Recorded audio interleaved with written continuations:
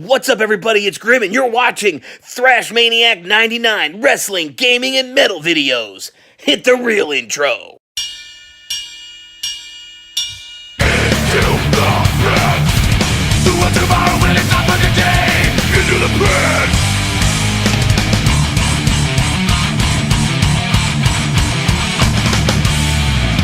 What is up, Thrashers? Welcome back to another episode of the Mosh Pit Reviews, where yours truly, Thrash Maniac 99, reviews albums in the calendar year of 2019 in the world of heavy metal or hard rock, depending on my mood.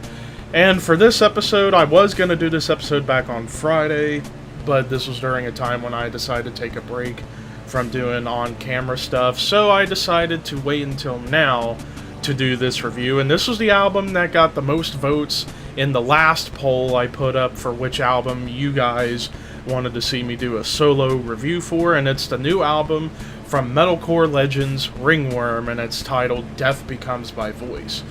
Now, I did a review of their last album, Snake Church, back in 2016. If you want to look that up, look it up on my channel video list, RINGWORM Snake Church review, and pretty much you'd get my opinion about RINGWORM. But for those of you who are new to this channel that don't know about this band, little history lesson for you guys. So RINGWORM started in the late 80s out of Cleveland, Ohio, and they're seen as one of the pioneering bands of what became known as metalcore. However, unlike some of the other early pioneers of the genre like Earth Crisis and Integrity, RINGWORM focuses a little more on the thrashier end of the metalcore sound, with some touches of traditional hardcore punk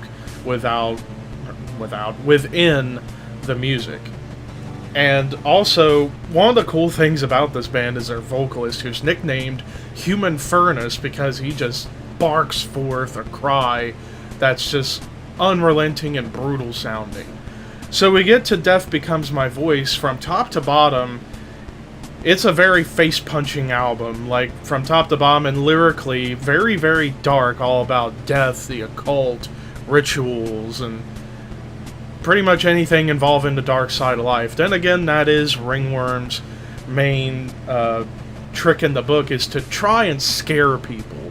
And these guys are one of the few bands within metalcore that can come off as frightening. The other one I would consider would be Integrity.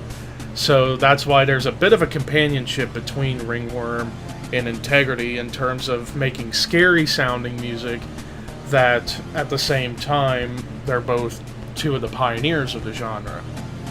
So the guitar tone on this album is quite punchy and it's quite thick. The bass tone really shines through on this album. The drums, very thrash inspired, and then of course Human Furnace's voice is just absolutely brutal.